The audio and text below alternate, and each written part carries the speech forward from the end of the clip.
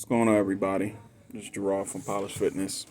I want to talk about something very interesting about what type of world we live in, and it has to do with the Colorado football team. The last time I checked, Deion Sanders, none of the kids talk junk, never hype themselves up. All they do is record themselves. And he preached positivity and everything. The media now is talking about the hype train is over. The hype train that they created. That's the funny thing I found out about this. So you got people like Jason Whitlock going hard at Deion Sanders. You got Danny Bum Cannell that's going hard at Shador Sanders and Deion.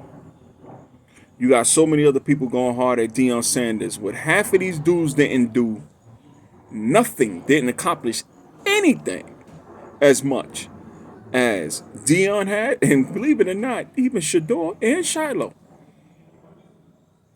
See, it's funny.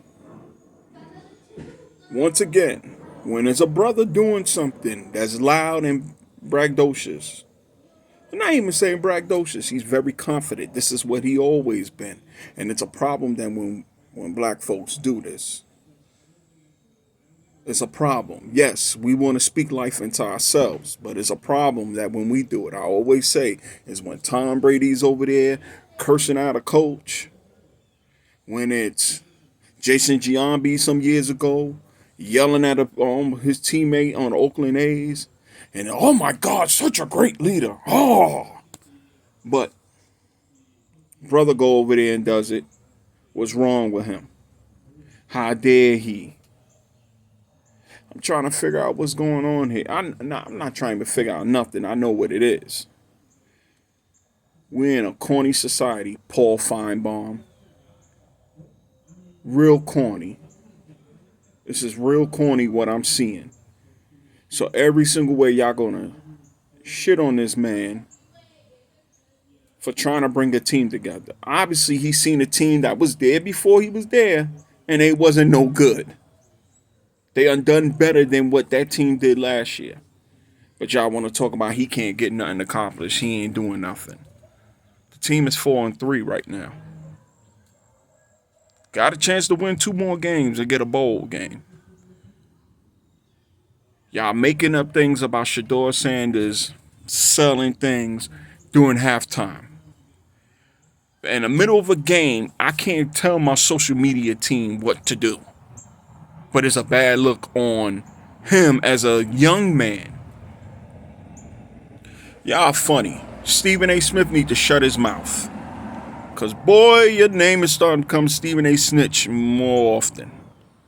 Because people might not even be paying attention to things, and you bring up things that nobody probably was paying no attention to, and you bring it to light. Be quiet. We can't never seem to have one of ours doing good, and then the moment that they do bad, it be our own too that be trying to tear them down. And that's sad. And that's the problem that I have. And it's getting very corny. Very, very, very, very, very corny. You know, but I guess this is the way life is.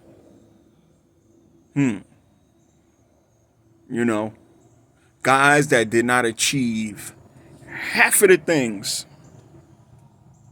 that Deion has done. But y'all all criticizing the man. For what? He said it, that he needs 7 to 8 dogs away. He's putting a team together his first year. Even his first year at Jackson State, he had a 4-3 record. They didn't even get to play a full season. He didn't have all his guys yet. But y'all mad at a hype train that ESPN and Fox uncreated. He didn't tell First Take. He didn't tell Undisputed. He didn't tell Speak College Game Day to come up the Boulder. Did he? No, y'all did because y'all was excited about it. The network was.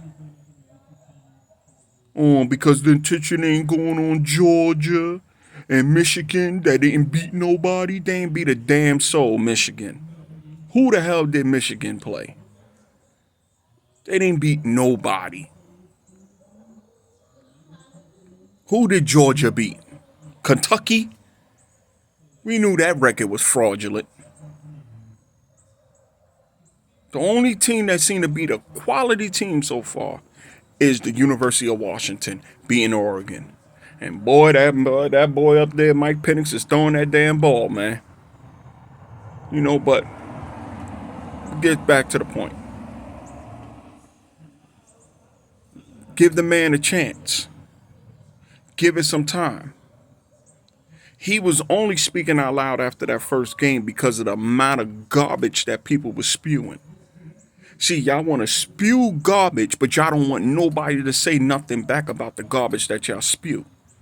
See, that's the problem. That sound like a hit and run. That sound like y'all suckers that want to smack somebody and run. That's what it sound like to me. That's exactly what it sound like to me. Y'all sound like somebody that want to smack somebody and run and say, I didn't do nothing. So get over it. Y'all corny. Real corny. Real corny. But I'm going to stop. I said enough. Go Deion. Go his sons. Because one thing I am seeing is a black man that take care of his kids, that's helping raise other kids, that's mentoring a kid on his team right now that just lost a friend from an old college team. Mentoring everybody as he can. This is a man that brought in kids into his house when he was living in Dallas. When the kids needed help, Jason Whitlock. That's why he's praised. What is it that you do for people? What is it that you do for people? Do you take other kids in? Do you help them out? If they lose a parent, if they lose a brother, do you do any of those things? No. This conversation might seem like it's all over the place, but it's a lot to get to. Yes. Do they deserve criticism for getting their butts waxed like they did? Yeah. I felt it that they was going to lose. My wife could contest to this, that I said, I got a feeling they're going to lose this game. It's the way they went for that fourth down, they didn't make it. But it happens. I've seen this before. They are running through everything that a team normally don't run through in the first year. They ran through a back and forth game. They struggled in the first half of Nebraska and blew them out, so they became a blowout. It was a struggle with Colorado. Came back in double overtime and won. Okay, they got their butts waxed by Oregon, which most guys do get beat up in Eugene. They lost to USC. Woo, they came back and made that game close. If it wasn't a couple of dumb mistakes. Arizona State, that happens when you playing an away game. So what, they struggled. But now I don't hear y'all talking about Georgia struggling all year. I don't hear y'all talking about Ohio State struggling all year. And these are teams that have been together for years. Deion got a team that's just been put together this year. And they struggling. But we talking about teams that's supposed to be national champion quality and all this other stuff. But they've been together for years, Georgia, Ohio State. They've been together forever, and they struggling. They wins ain't looking that oppressive. There's concerns with them. But the one thing I can say, any of their quarterbacks playing like Shador's going to make mistakes. Like any other of these young quarterbacks. But damn, look at Shador is leading the league in all college football in yardage. What, second in touchdowns? Or third in touchdowns? Find it real interesting, Find it real interesting. But you know what? Hey, it is what it is. It's another day. I'm going to keep going for any of these brothers out here that's getting an opportunity to coach at this level. I'm going to keep giving them a chance, and I'm going to keep on watching. Because you know what? This is not something that I've seen in my lifetime. P.S. Brothers, the brothers out here, stop acting like little punks. When anytime that we get a black coach, y'all seem like y'all don't want to listen when it comes to the black coach. But that's going to be another subject for another day, because that's something that I find very disturbing. But that's something that we're going to talk about. But y'all stay up, stay blessed. Peace.